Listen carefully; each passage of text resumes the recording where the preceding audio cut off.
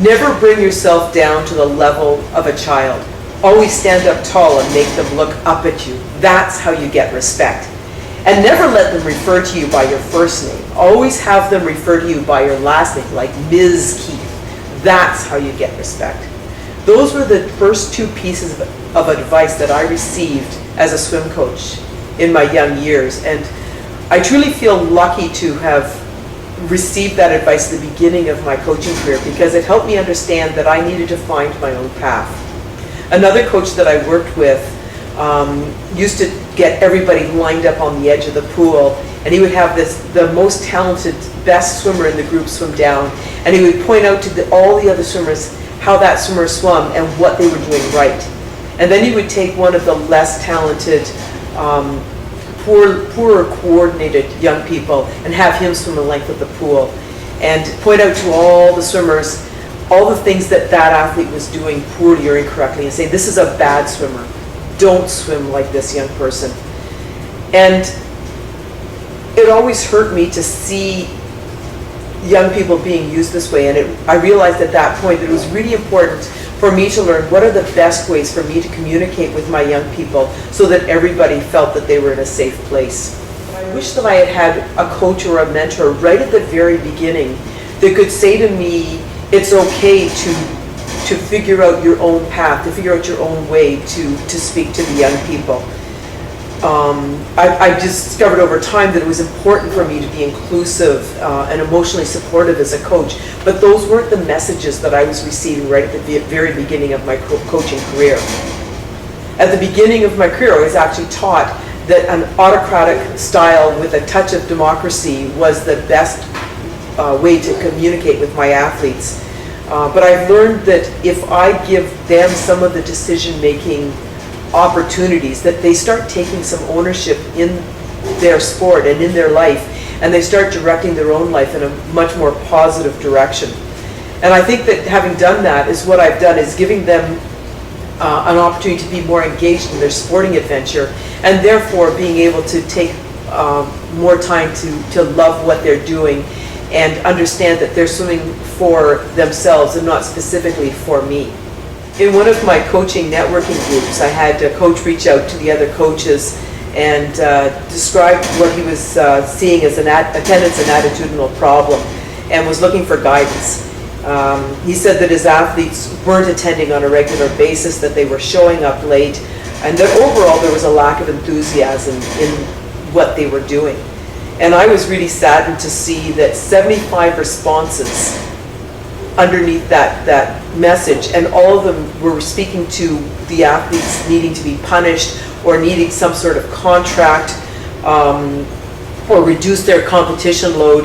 And I started to write a message to the coach saying, you know, maybe we should be looking at what the practices were offering the athletes, what they needed.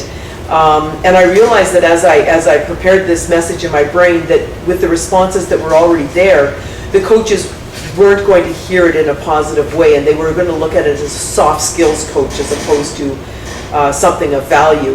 And I think it's really sad because we are undervaluing the soft skills.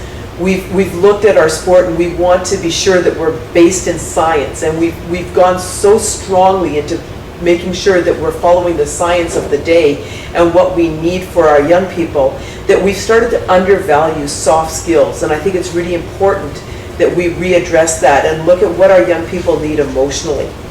Many elite level coaches have identified the value in transformational coaching, and they've had great success with it. But there's still too many coaches who are feeling like they need a position of power to be able to retain the athletes and the success of their program.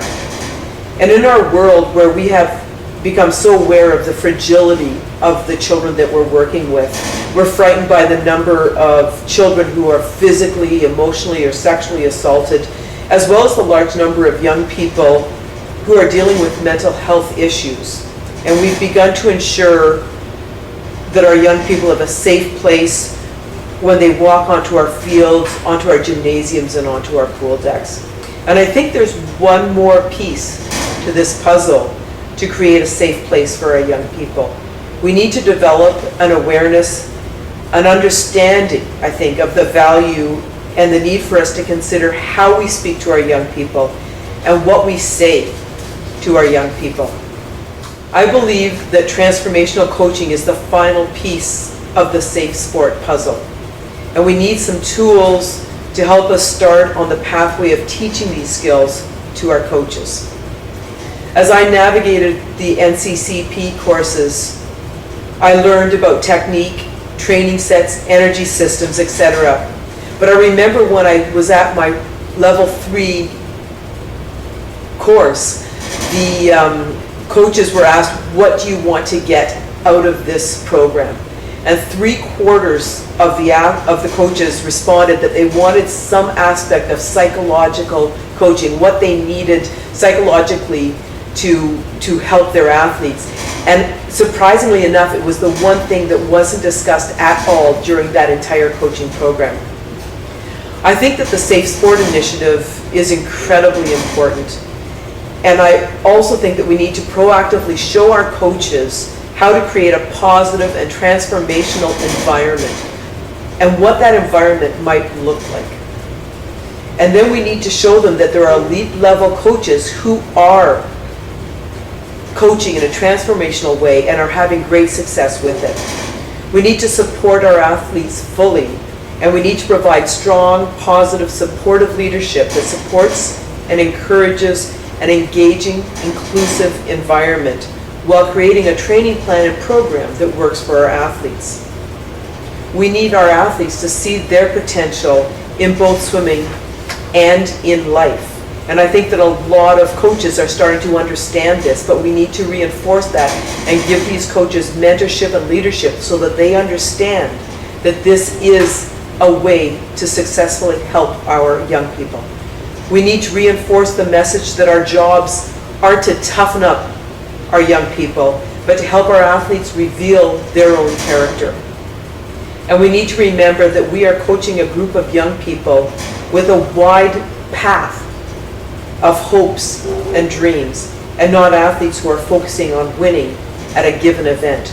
We need to realize that our young people are looking to us for leadership, and we have to give them what they need so that they can be successful in sport and in life.